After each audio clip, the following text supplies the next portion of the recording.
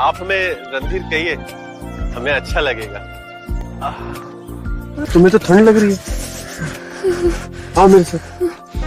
रणधीर जैनी को एक क्वार्टर में लाता और लकड़ी को जलाता है। जैनी भीग जाने के कारण ठंड से बहुत कांप रही होती है। ये देखकर वह जैनी के पास जाता और उसके हाथ पकड़ के उसे जल रहे लकड़ी के पास लाता है। रणधीर अपने हाथों को आग से गर्म करके जैनी को सेकता है। इसी तरह रणधीर के बार बार सेकने से जैनी की कपकपाहट खत्म हो जाती है। वह जैनी के गालों को सेकने लगता है तो उसका हाथ वहाँ पे रुक जाता है, जिसके चलते जैनी मदहोश होकर उसके हाथ को चूमने लगती है।